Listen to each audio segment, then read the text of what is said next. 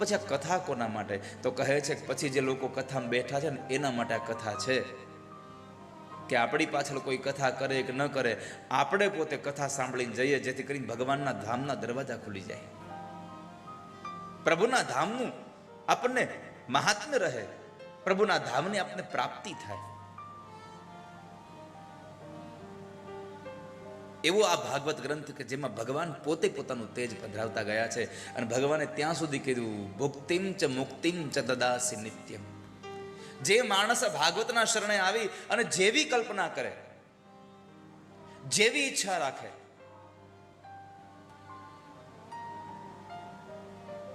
એવી એની ઈચ્છાઓને સંપન્ન કરવી. કોઈ માણસ આ ભાગવતના શરણે આવીને એમ કહે છે, ભગવાન મને ધન આપો, ભગવાન ધન આપી દે છે. કોઈ માણસ આવીને કહે પ્રભુ મુક્તિ આપજો, પરમાત્મા મુક્તિનો દેનારો થઈ જાય છે. ભુક્તિમ ચ મુક્તિમ ચ દદાસી નિત્યમ. ભગવાન ભાગવતજી એમ કહે છે કે હું નિત્ય ભુક્તિ ને મુક્તિને આપનારો છું.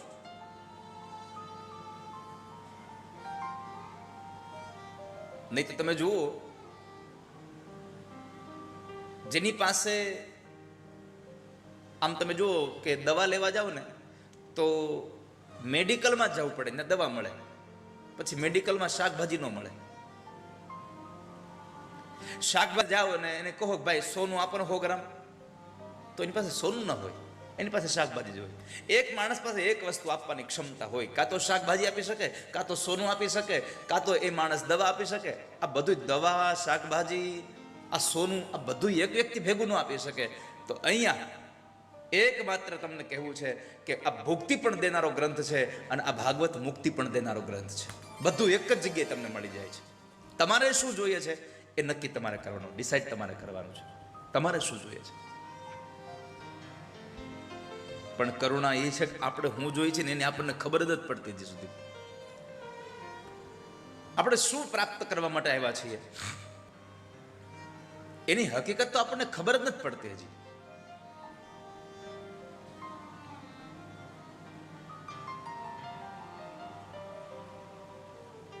તો એવો ભુક્તિ ને મુક્તિને દેનારો ગ્રંથ આ ભાગવત. આ ભાગવતથી માણસનું જીવન મંગલમય માર્ગ ઉપર જાય છે. ઘણી જગ્યાએથી આપણી આસક્તિઓ છૂટી જાય છે, ઘણી જગ્યાએ આપણને આસક્તિઓ થઈ જાય છે.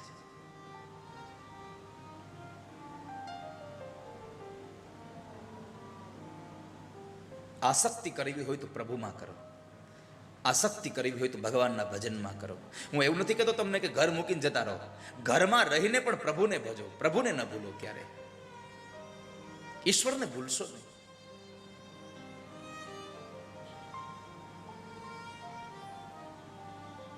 પણ થાય છે એવું, આ સંસારમાં આપણે વસ્તુઓને ભજવા લાગ્યા છીએ.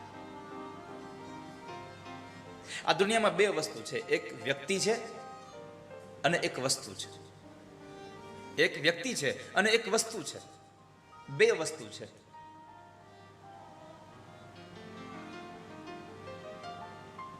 વ્યક્તિ ને વસ્તુ, હવે મને એ બતાવો, વસ્તુ વ્યક્તિ માટે છે કે વ્યક્તિ માટે વસ્તુ છે?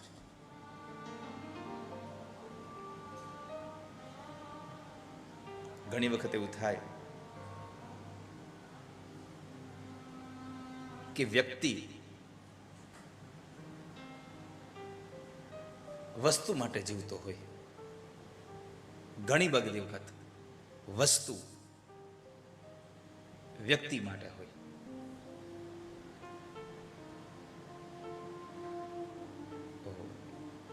દેવરાજભાઈ એવા છે ને,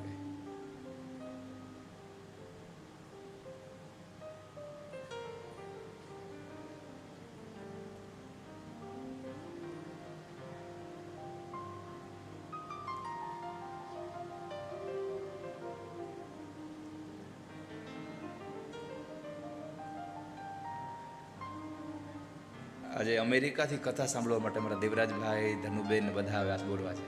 કમલેશભાઈ, એટલું વિશાળ વ્યક્તિત્વ છે આ પરિવારનું.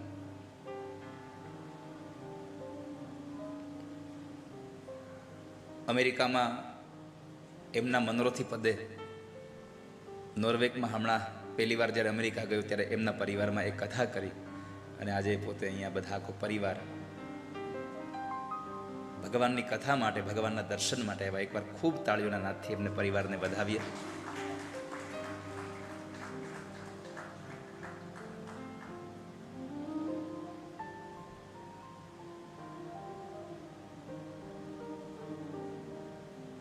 કમલેશભાઈ એક વાત કહું, આવો ધીરજભાઈ, તનુબેન,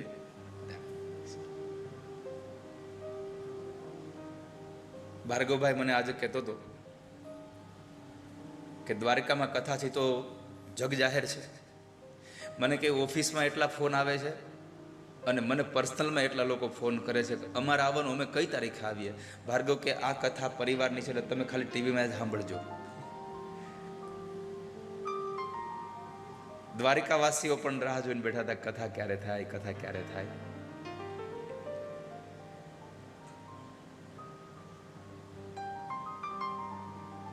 લોકોને એટલી ભગવાન કથાની લોકોને તરસ જાગી છે. પ્રભુની પ્રાપ્તિ માત્ર એના લીલા ચરિત્રોને સાંભળવાથી થાય છે. પ્રભુમાં પ્રેમ એને સાંભળવાથી થાય છે. અને મેં હંમેશા કહ્યું છે કે જ્યાં સુધી તમે કોઈને સાંભળો નહીં ત્યાં સુધી તમને એના પ્રત્યે પ્રેમ નહીં જાગે, કોઈ દિવસ પ્રીત નહીં થાય. વ્યક્તિને ઓળખ્યા વગર, વ્યક્તિને ક્યારેય પણ તમે સાંભળ્યા વગર, તમે એના પ્રત્યે કોઈ પ્રકારનો, તમને ક્યારેક કોઈ વ્યક્તિ પ્રત્યે તમે ઓળખતા ન હો, ખાલી તમે કોઈ માણસ જૂઠો મેસેજ નાખે કે આ માણસે નિર્દોષ માણસોને માર્યા છે, તો પણ આપણા હૃદયમાં એ માણસ પ્રત્યે કુભાવ જાગી જાય. પણ પ્રેમ એક તત્વ એવું છે કે જ્યાં સુધી તમે બરાબર એને ન જાણી લો ત્યાં સુધી તમને પ્રેમ ન થાય એના પ્રત્યે કોઈ દિવસ. તમને કોઈ પ્રત્યે ધૃણા થઈ જાય પણ જાણ્યા વગર તમને પ્રેમ ન થાય કોઈ દિવસ.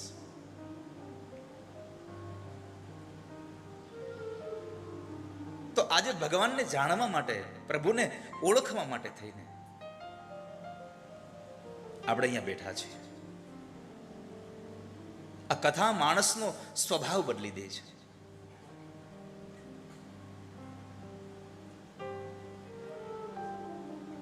આ સંસારની જેટલી પણ વસ્તુ છે એ જો વ્યક્તિ માટે હોય તો સમાજ વ્યક્તિનિષ્ઠ છે. જે કંઈ છે એ બધું માણસ માટે, એ વ્યક્તિઓ માટે છે, એ બરાબર છે, એ સ્વાભાવિક છે. પણ જો વ્યક્તિ પછી વસ્તુ માટે થઈ જશે ને તો સમાજની અધોગતિ થઈ જશે. બરાબર સમજો આ વાતને. વસ્તુઓ વ્યક્તિ માટે હોય તો વ્યક્તિ, આ સમાજ વ્યક્તિનિષ્ઠ છે. પણ વ્યક્તિ વસ્તુ માટે બની જાય તો સમાજ વસ્તુનિષ્ઠ છે. અને વસ્તુનિષ્ઠ સમાજ હોય તો એ ગમે ત્યારે ગમે તેને મારી શકે, ગમે તેને માથે ક્રોધ કરી શકે, ગમે તેને ગમે ત્યારે ગમે તે કરી શકે. કારણ વસ્તુમાં પ્રેમ છે, વ્યક્તિમાં નહીં. જેને વ્યક્તિમાં પ્રેમ છે એને પ્રેમ જાગે છે. જેને વસ્તુમાં આકર્ષણ છે, લોભ છે, એને પ્રેમ નથી જાગતો ક્યારે. સમાજ જ્યારે વસ્તુનિષ્ઠ બનશે ત્યારે સમાજના લોકોને મારતા પણ અચકાવાનો નથી. પણ વસ્તુનિષ્ઠ સમાજ અને વ્યક્તિનિષ્ઠ બનાવવો હોય તો આવી ભાગવત કથાઓમાં જવું પડે તમારે. આ કથા સંસાર છોડાવવા માટે નથી, સંસારમાં કેમ જીવવું જોઈએ એના માટેની કથા છે. આ સાધુ બનાવવા માટેની કથા નથી, આ સીધા બનાવવા માટેની કથા છે. લોકો કહેતા હોય સાધુ થઈ જાય એટલે બધું સારું. ના, ખાલી સાધુ થવાથી સારું નથી થવાતું. માણસ સીધો થાય તો મજા આવે.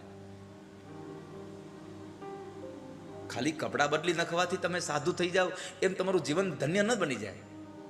માણસ પોતાનો સ્વભાવ બદલી નાખે તો તમારી ધન્યતા છે, તો તમારું જીવન મંગલમય બને છે. જે માણસ વસ્તુનિષ્ઠ છે એ માણસ ધીમે ધીમે જડ બનતો જશે. અને જડ બનેલો માણસ પોતાના પરિવારને, પોતાના ગામને, પોતાના રાજ્યને અને પોતાના રાષ્ટ્રને નુકસાન કરી શકે છે. જે જડ બને છે. પણ એ જડ ન બને એના માટે આ ભાગવતની કથા છે, આ ગંગા છે, આ પરબ છે, જેમાં તમામ જીવ ભગવાનની કથાને સાંભળી શકે છે. પ્રભુની કથાને સાંભળવા માટે કોઈ એક માણસ ફિક્સ છે કે આ માણસોને જ કથા મળે એવું નથી. કથાને સાંભળવા માટે કોઈ જ્ઞાતિવાદ નથી હોતો, કોઈ ધર્મવાદ નથી હોતો. કથાને બધા જ માણસો સાંભળી શકે છે, કારણ કે કથા માટે થઈને કેવલ મનુષ્યને અધિકાર મળ્યો, ભગવાનની ભક્તિ માટે કેવલ મનુષ્યને અધિકાર મળ્યો છે. આટલી સરસ વ્યવસ્થા છે, આમાં માણસ સિવાયનો કોઈ જીવ કથા સાંભળવા બેસવા ન દઈએ આપણે. કેવલ મનુષ્યને અધિકાર છે. બીજું, આ કથાને અને પૈસાને કશો સંબંધ નથી.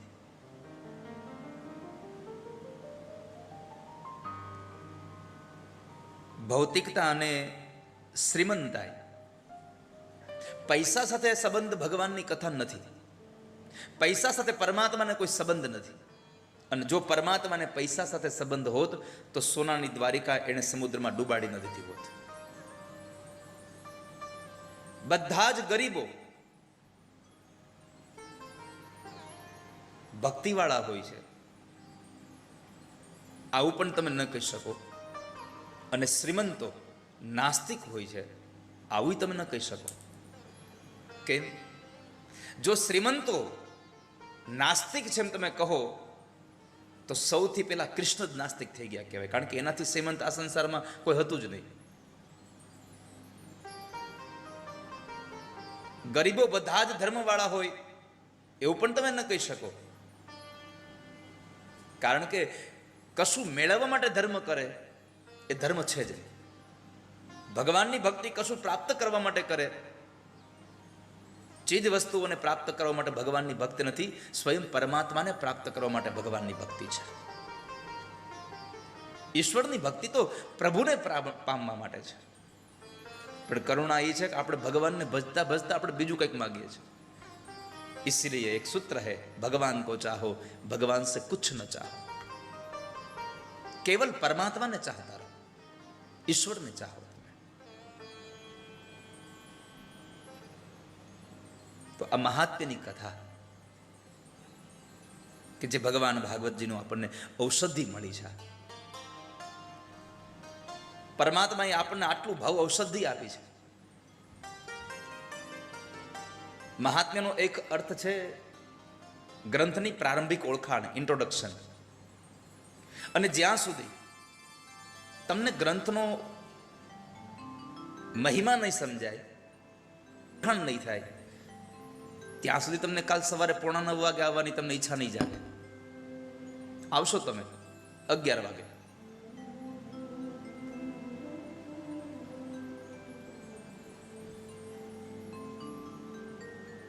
પણ ગ્રંથનો મહિમા સમજાઈ જશે તો સૌની પહેલા તમે આવીને બેસી જશો.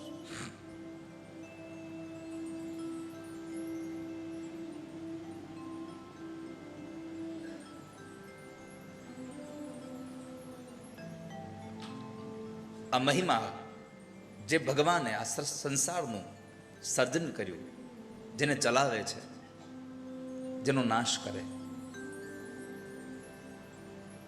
ઉત્પત્તિ સ્થિતિ અને લય. ઉત્પત્તિ આ સંસારનું ઉત્પન્ન પરમાત્મા કરે છે, સંસારને ચલાવે છે ભગવાન, અને સંસારનો નાશ પણ પરમાત્મા કરે છે. એટલે તો ઇંગ્લિશમાં એને ગોડ કહ્યો છે. આપણને ક્યારેય વિચાર આવ્યો ભગવાનને ગોડ શું કામ કહેવાય છે? શા માટે? જેનું કાર્ય જે છે જનરેટ કરવું, ઓપરેટ કરવું, ડિસ્ટ્રોય કરવું, આ એનું કામ છે. G for generate, O for operate. જેનું મૂળ કાર્ય આ સૃષ્ટિની ઉત્પત્તિ, સ્થિતિ અને લય છે, એ પરમાત્માને જાણવા માટે આ ભાગવતનો ગ્રંથ છે. અને એ પરમાત્માને જાણવા આપણે મહાત્મ્ય પ્રવેશ કરીએ. 6 અધ્યાયનું મહાત્મ્ય છે. પદ્મપુરાણમાં આપ્યું છે. ભાગવતમાં મહાત્મ્ય નથી. અને બહુ સીધી વાત છે કે ગ્રંથ પોતે પોતાનો મહિમા ગાય તો એ ગ્રંથની કિંમત સંસારના લોકો ન કરે. આપણી બનાવેલી વસ્તુ અને એનો મહિમા આપણે ગાઈએ, બહુ સિમ્પલ. હું તમને એમ કહું કે હું બહુ સારી કથા કરું છું તો લોકો એમાંથી એનું નિષ્કર્ષ કાઢી લે કે ભાઈ પોતે જ પોતાના વખાણ કરે, એમાં કાંઈ હોય નહીં. પોતે જ પોતાના વખાણ કરે છે. બડાઈ ના કરે, બડા ન બોલે બોલ, હીરા મુખ સે ના કહે, લાખ હમારા. ક્યારે હીરાએ પોતાની જાતે પોતાની કિંમત કરી હોય એવું મળ્યું આપણને? એની કિંમત તો ઝવેરી જ કરતા હોય. એમ અહીંયા ભાગવતજીની કિંમત પદ્મ પુરાણે ગાય છે કે ભાગવત એક ગ્રંથ અતિ દિવ્ય છે. અધ્યાયોમાં મહાત્મ્ય છે. ભગવાન વ્યાસે આજ્ઞા કરી છે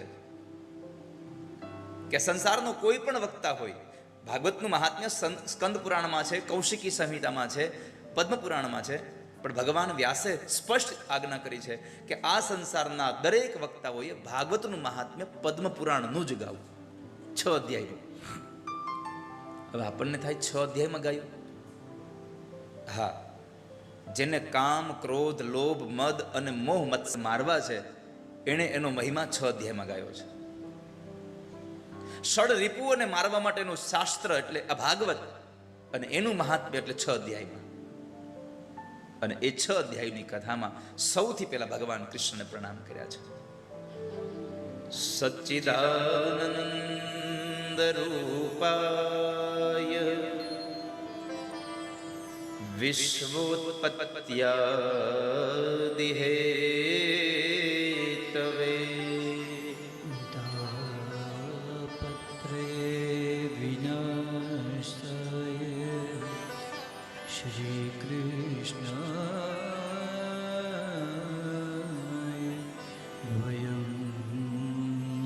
કૃષ્ણાય વયમ નમઃ.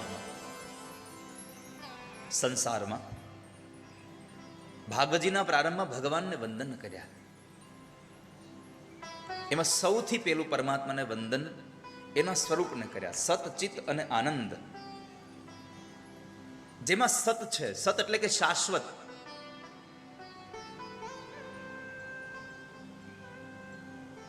કાયમ માટે છે. આજ છે અને કાલ નથી એવું સત નહીં. સતથી શાશ્વતતા બતાવી છે.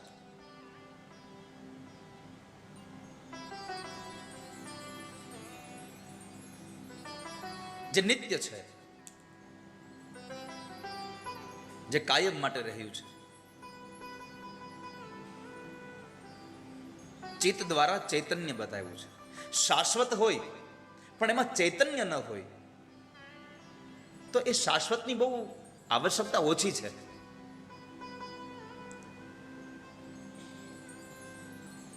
શાશ્વત પણ હોય, ચૈતન્ય પણ હોય, પણ એમાંથી આનંદ ન મળતો હોય તો એ બંનેની કશું જરૂર નથી.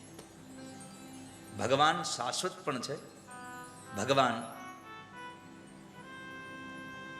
ચૈતન્ય પણ છે, અને પરમાત્મા આનંદ સ્વરૂપ છે. ભગવાનના મંદિરમાં જાઓ, ભગવાનના દર્શન કરો એટલે ત્યાં તમને આમ એમ ન કહેવાય હે ભગવાન તમારા દર્શન કરીને મજા બહુ આવી. ભગવાનના દર્શન કરીને માણસને આનંદ મળે છે. અને ક્યારેય પણ આપણને કોઈ પૂછે કે તમે કેમ છો તો શું કહેવાનું છે?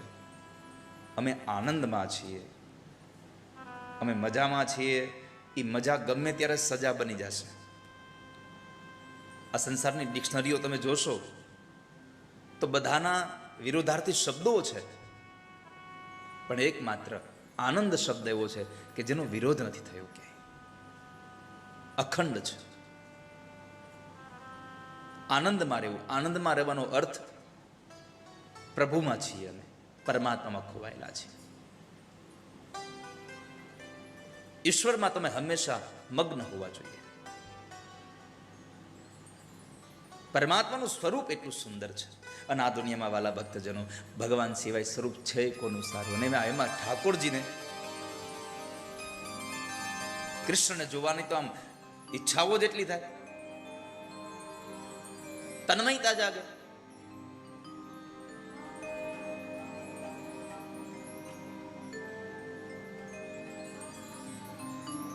અને પ્રભુ ગમે છે ને બધાને, મેં કૃષ્ણ ગમે છે એનું એકમાત્ર કારણ છે કે એ રૂપાળો તો દેખાય છે,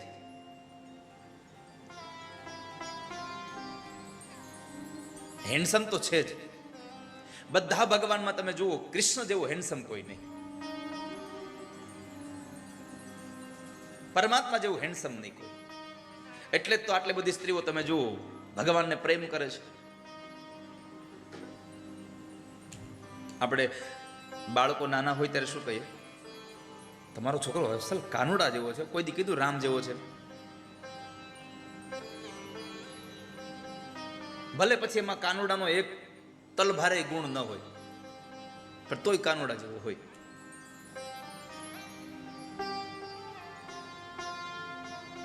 ભગવાન કૃષ્ણ ગમે છે ને એનું એકમાત્ર કારણ એ છે, એ રૂપાળા દેખાય છે, કામણગારા છે. આ બધું એક બાજુ છે. માણસ ગમે તેટલો સારો દેખાતો હોય, ગમે તેટલા મોંઘા કપડાં પહેરતો હોય, ગમે તેટલો એની પાસે સંપત્તિ હોય, વૈભવ હોય, પણ જો એ માણસનો સ્વભાવ સારો ન હોય ને તો એ માણસ કોઈને ગમે નહીં ક્યારે. માણસ સ્વભાવથી ગમે છે લોકોને. પૈસાવાળા માણસ હોય અને તમને જરા તમે એની પાસે જાઓ, રૂપવાળો માણસ હોય તમે એને બોલાવવા જાઓ અને એ જગ્યાએ પોતાનું સ્ટેટસ બતાવે તો પછી આપણે શું કહીએ? ભાઈ પૈસા તમારી પાસે રાખો, શું કામ જવું જોઈએ? માણસ એકબીજાની નજીક જાય છે ને એમાં મૂળ છે, મીડિયેટર કોઈ હોય તો માણસના સ્વભાવો છે.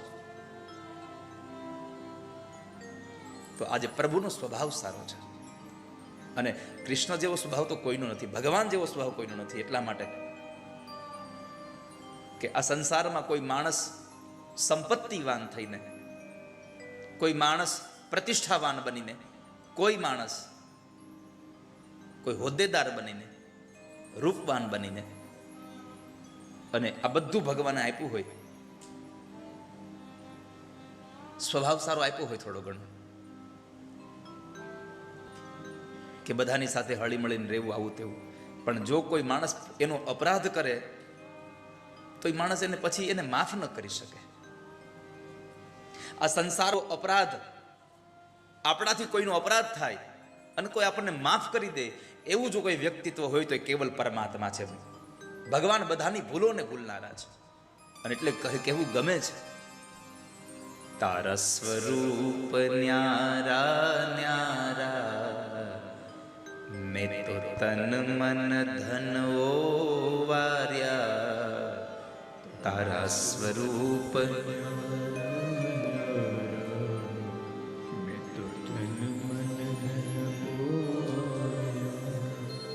તારા સ્વરૂપ ન્યારા ન્યારા, મેં તો તન મન ધન વાર્યા.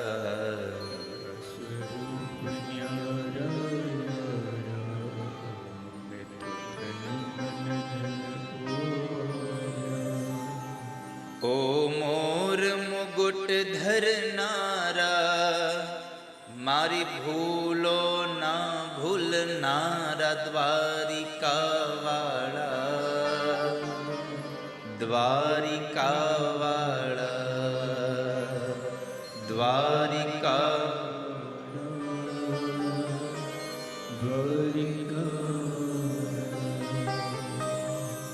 તમે સદભક્તોને તાર્યા, તમે અસુર ઘણા સંહાર્યા.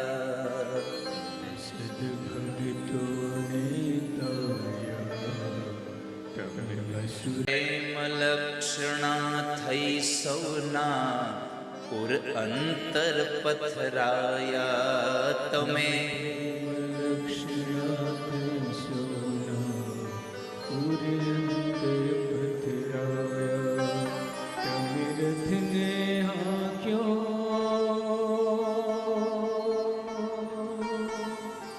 તમે જેરને પીધા, અહીંયા શબ્દ વાપરો કવિએ, તમે રથ હાયકો, તમે ઝેર પીધા. ઝેર તો કદાચ ભગવાનને ભક્તિ હતી તો ગયા, પણ રથને હાયકો ને એ સમયે મને એવું લાગે કે ભગવાને રથ એ હકાવીને સંસારના લોકોને બતાવ્યું છે કે તમારી પાસે ગમે તેટલી સંપત્તિ થઈ જાય પણ તમારી સહજતા ચૂકી ન જશો ક્યારે. તમારું ઐશ્વર્ય ગમે તેટલું મોટું થઈ જાય પણ તમારી સરળતા, તમારી નમ્રતા નહીં ભૂલો ને તો સંસાર તમને યાદ કરશે. તમે રથને હાક્યો,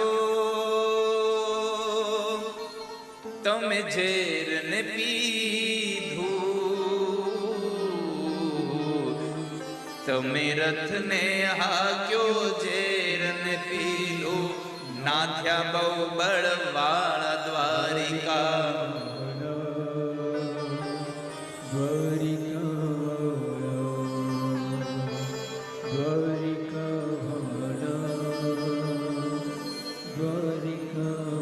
તો એ ભગવાનને જે આપણે ઠાકોરજીને જેનામાં આનંદ મળે છે, પ્રભુને પ્રણામ કર્યા છે. પેલું પ્રણામ પરમાત્માના સ્વરૂપને કર્યું, બીજું પ્રણામ પરમાત્માના સામર્થ્યને કર્યું. જેને આ સૃષ્ટિની ઉત્પત્તિ કરી એટલું સામર્થ્ય જેના હાથમાં, આખી સૃષ્ટિનું સંચાલન કરે એનું સામર્થ્ય જેના હાથમાં છે, અને સમયાંતર થાય એટલે એ જ પરમાત્મા આ સૃષ્ટિનું લય કરે, આટલું મોટું સામર્થ્ય જેનું છે એને વંદન કર્યા. અને છેલ્લે ભગવાનના સ્વભાવને વંદન કર્યા. આ સંસારના જેટલા જીવ છે એ બધાને આધિ વ્યાધિ અને ઉપાધિમાંથી મુક્ત કરાવે. તાપત્રય વિનાશાય, તાપમાંથી મુક્ત કરાવે. કેટલા પ્રકારના? 3 પ્રકારના. આધિ વ્યાધિ ઉપાધિમાંથી છોડાવે એ પરમાત્માને વંદન કર્યા. એ શ્રી કૃષ્ણને વંદન કર્યા, એટલે કે રાધા અને કૃષ્ણ બેયને વંદન કર્યા. પેલું પ્રણામ ભગવાન કૃષ્ણને કર્યું, બીજું પ્રણામ પરમાત્મા જગતગુરુને વંદન કરીને સદગુરુને વંદન કરવા ગયા. કૃષ્ણ જગતગુરુ છે અને સુખદેવજી મહારાજ સદગુરુ છે. યમ પ્રવ્રજन्तમનુપેતમપેત કૃત્યમ દ્વૈપાયનો વિરહ કાતરયા જુહાવ પુત્રેતિ તન્મયતયા તરવોభిનેદુ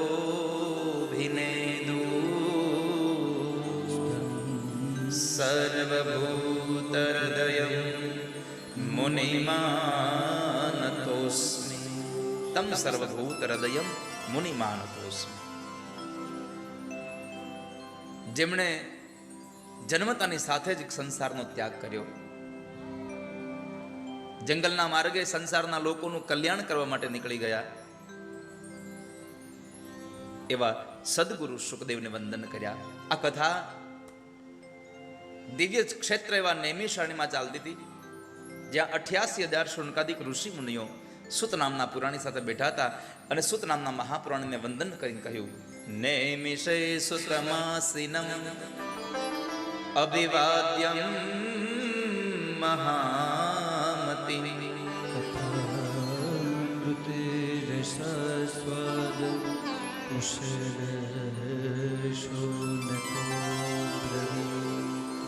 કથા કહેવામાં નિપુણ એવા સુતજીને પ્રણામ, કથા સાંભળવામાં નિપુણ એવા શૌનકોને પ્રણામ.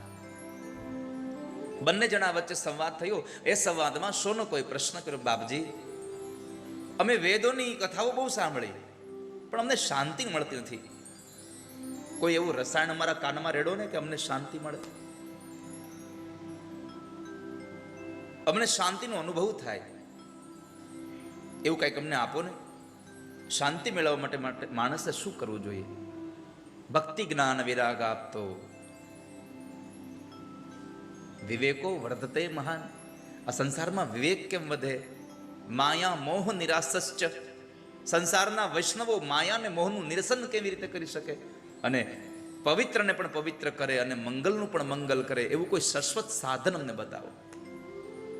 આ પ્રશ્નો જ્યારે શૌનકોએ કર્યા તો સુતજીએ કહ્યું કે તમે ભાગવતની કથા સાંભળો, બધું તમારું શાંત થઈ જશે. બાપજી, ભાગવત શું કામ? તો કહે છે કે વેદ અને ઉપનિષદનો સાર છે. વેદોપનિષદાં સારા જાતા ભાગવતી કથા. વેદ અને ઉપનિષદનો સાર એટલે ભગવાનની કથા છે. માટે તમે ભાગવતની કથા સાંભળો. બાપજી, તમે ભાગવતની કથા સાંભળો અમને કહો છો, પણ અમે ભાગવતની કથા બીજે ક્યાં સાંભળવા જઈએ? તમારાથી વિશેષ અમને કથા સંભળાવે કોણ? અમે તમને પ્રાર્થના કરીએ, તમે જ અમને કથા સંભળાવી દો. સુત નામના મહાપુરાણી કહ્યું કે તમને ભગવાનની કથામાં આટલો પ્રેમ જોઈ અને હું તમને કથા કહું, પણ સાવધાનથી સાંભળો. તદહમ તે ભી દાસ્યામી સાવધાન તયા શૃણુ. આ કથા એવી કથા છે કે માણસને મરતા નહીં બચાવે, પણ માણસને મરણના ભયમાંથી બચાવી લેશે. કાલ